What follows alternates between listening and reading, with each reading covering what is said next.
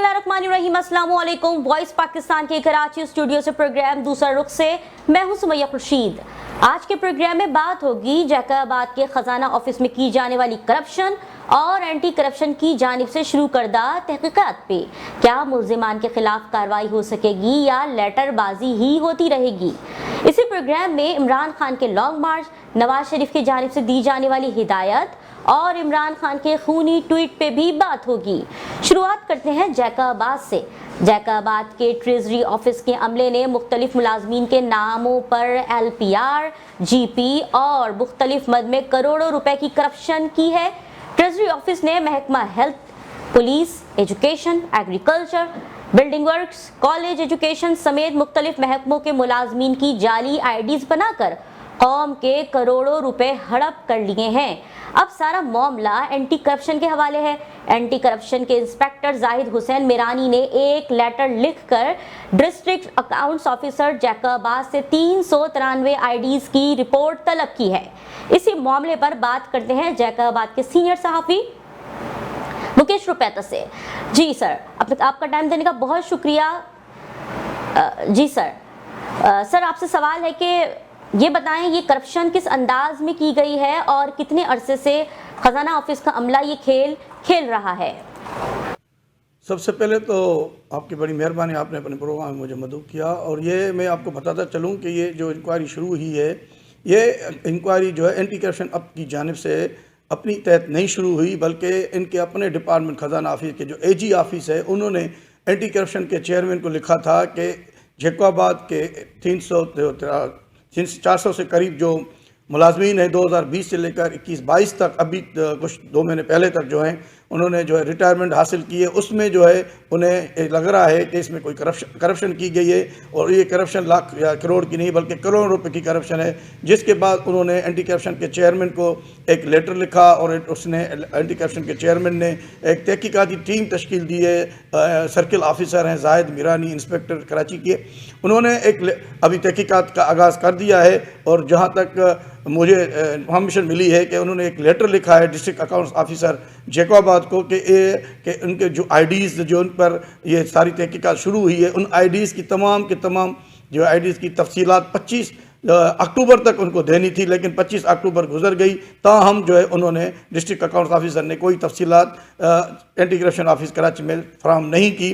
ये जो तहकीकात हो रही है, इसमें LPR है, GP है और कम्यूटेशन की मद में सरकारी मुलाजमीन ने जो है अपने जो पैसे उनके बसाल के तौर पे उनके 20 लाख रुपए बनते थे रिटायरमेंट के या GP के या LPR के, तो उन्होंने 60 लाख लिए हैं या 80 लाख लिए हैं या 1 करोड़ रुपया लिया है। इसी तरह उन्होंने ज़्यादा अपने जो मराहतें थी उनसे ज़्यादा कई गुना ज़्यादा पैसे हासिल किए हैं। और उसमें एंटी करप्शन का इनमें जो है तहकीकात शुरू की है। उसमें महकमा खजाना के जो जितने भी अफसरान हैं, ऑडिटर हैं, एडिशनल ऑडिटर हैं, वो उन मुलाजमीन के साथ मिले हुए हैं और उन्होंने यही मिलकर जो है सारी चालसाजी की है। उसकी तहकीकात शुरू कर दी गई है, अभी आगाज़ हो चुका है। इसमें बैंक के अमला भी इसमें शामिल है और इसमें वो बैंक का अमला शामिल है जिन्होंने उन मुलाजमीन की जिन अकाउंट्स खोले, और उनके अकाउंट्स इस तरह खोले गए कि जैसे एक तो अकाउंट मुलाजिम होता है तो उसके 20 साल से 30 साल से अकाउंट चलता है, तनख्वाह हासिल करता है, तो उसकी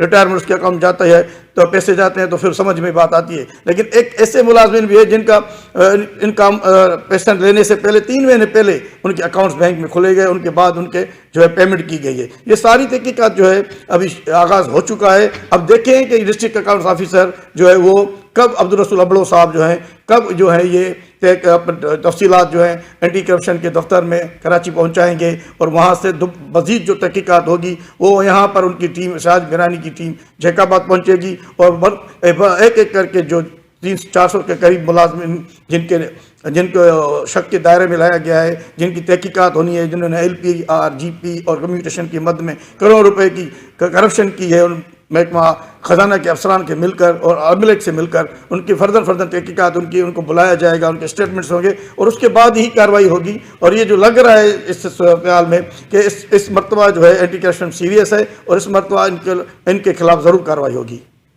जी सर, तो सर ये जो एंटी करप्शन ने एक लेटर लिखकर ट्रेजरी ऑफिस से तफसीलात तलब की हैं, क्या ट्रेजरी ऑफिस ने एंटी करप्शन को तफसीलात फराहम की हैं?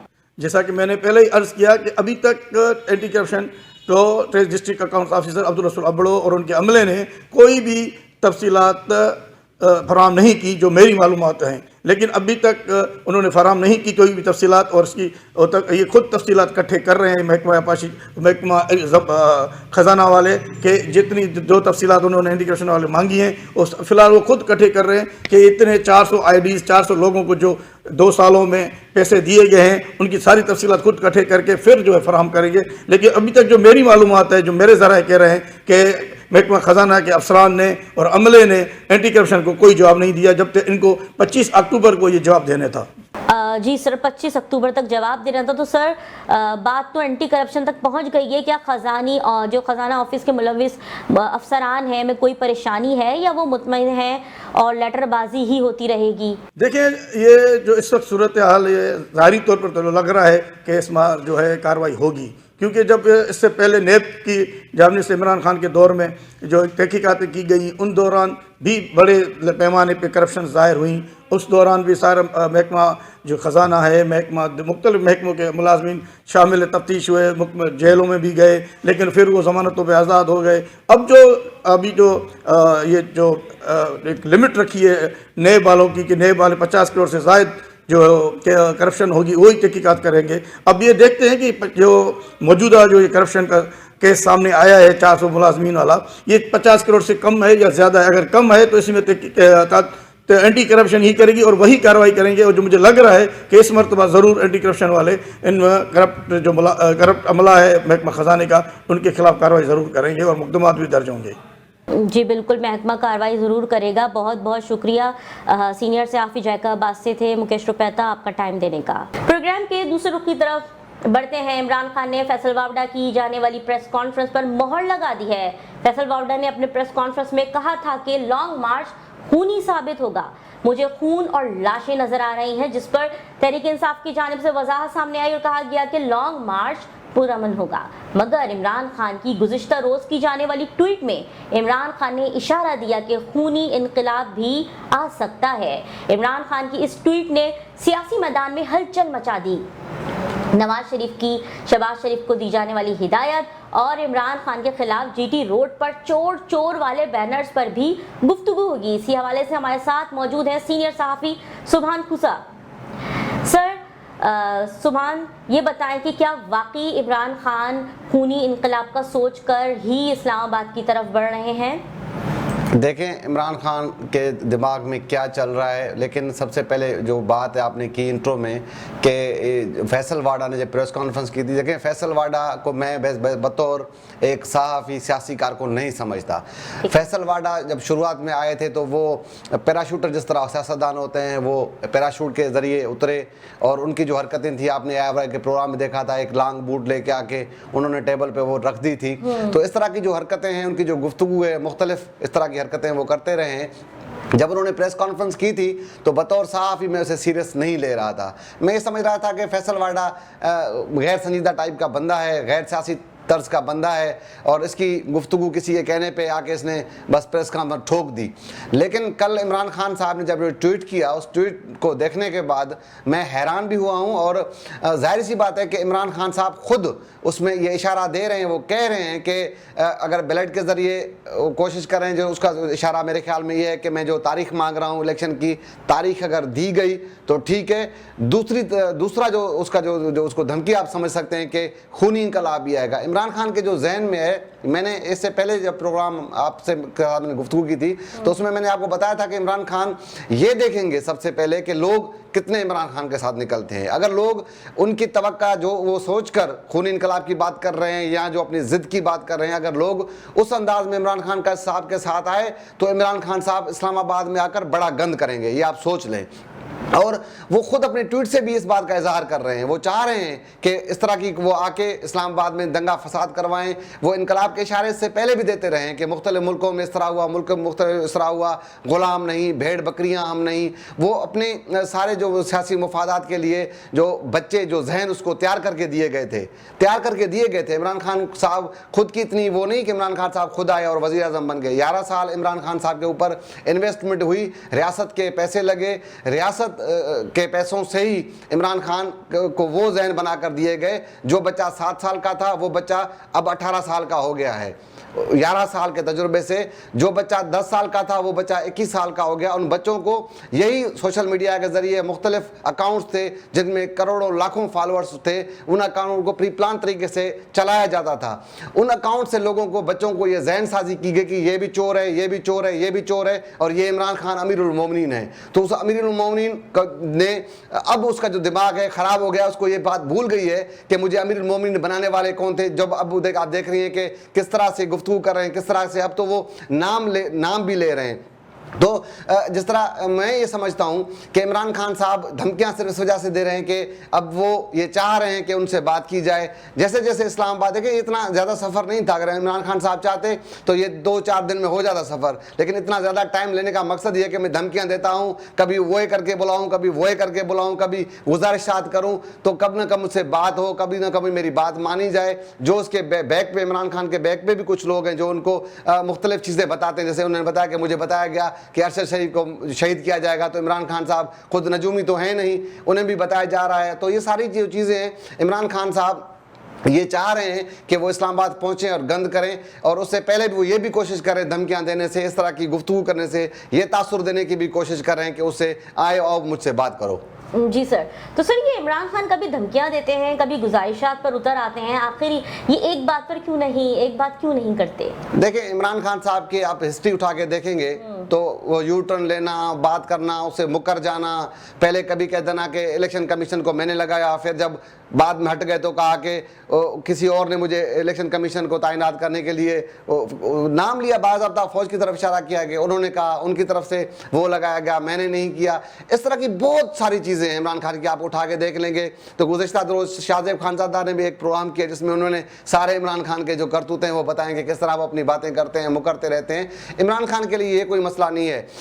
اصل جو بات ہے، اصل بات یہ ہے کہ عمران خان کے ارد گرد اب بھی وہ لوگ موجود ہیں جو عمران خان کے دوست نہیں، اب بھی عمران خان کے ساتھ وہ لوگ موجود ہیں جو عمران خان کے نظریے سے، عمران خان کی سیاست سے ان کا کوئی تعلق نہیں۔ ان کا ماضی آپ اٹھا کے دیکھیں گے تو ان کی پوری سیاست اسٹیبلشمنٹ کے ارد گرد نظر آتی ہے۔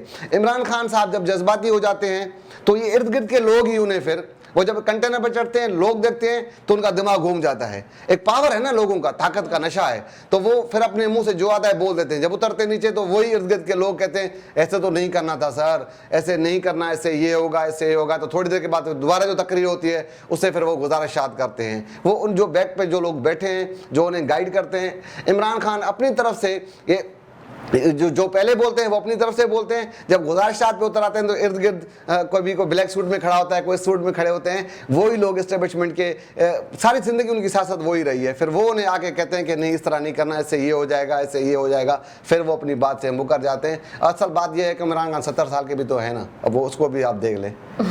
جی، کیا نواز شریف لانگ مارچ کو ناکام دیکھ رہے ہیں جو عمران خان کو فیس سیونگ سے منع کر دیا؟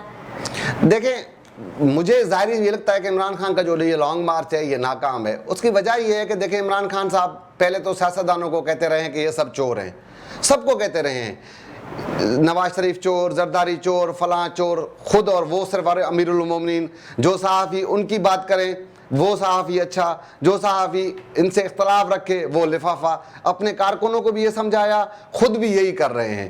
اب اس کے بعد جن کی وہ پیداوار ہیں، جن کی بدولت وہ آئے، جن کی بدولت وہ وزیر اعظم بنے، جن کی بدولت ان کی ساری سیاست پروان چڑھی، اب تو ان کو وہ بھی برے لگنے لگے ہیں۔ تو میں یہ نہیں سمجھتا کہ کوئی سیاستدان ہو جو سب سے لڑے اور وہ سمجھے کہ میں کامیاب ہو جاؤں گا، اور پاکستان میں اس طرح ممکن نہیں، مجھے نہیں لگتا۔ اور کن کے آسرے پہ لڑ رہے ہیں؟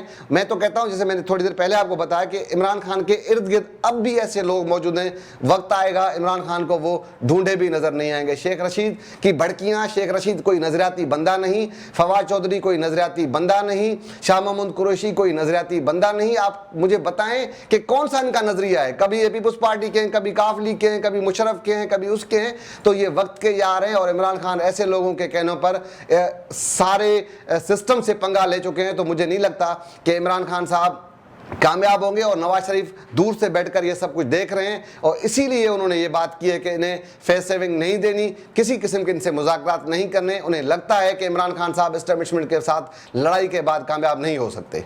जी बिल्कुल। ये आखिर इमरान खान का इस्तकबाल तो चोर चोर के नारे के साथ किसने किया?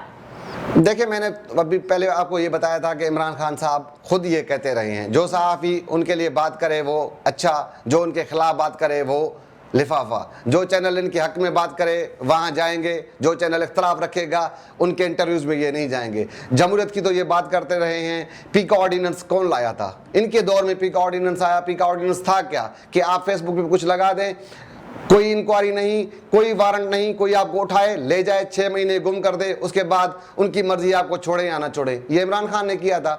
तो कहने का मकसद ये कि ये सब लोगों को इस तरह, और उसके बाद अभी ये बैनर जो लगे, इससे पहले नवाज शरीफ के घर के बाहर चोर चोर के नारे किसने याद करवाए?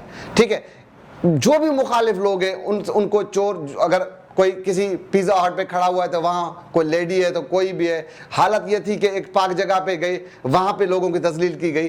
तो ये सारा कुछ उन्होंने जो ट्रेंड बनाया है ये उन्होंने खुद बनाया है। ये सारी जो जिसको कहते हैं ना कि चीज़ बना दी उन्होंने खुद बनाई है। जब आप खुद कोई चीज़ बनाएंगे तो भुगतने के लिए भी आप तैयार हो जाएं। तो इस तरह का ट्रेंड बनाया। जाहिर सी बात है पंजाब है, ये नहीं ना समझे इमरान खान साहब को काफ लीग को मिलाने के बाद, और जो पहले इमरान खान को जो MPS दिए गए थे वो किसी और के थे, तो इमरान खान ने हुकूमत बना ली। इमरान खान समझते हैं कि पंजाब में राय, तो पंजाब इमरान खान का साहब का भी नहीं, नून लीग का बड़ा पंजाब में असर है।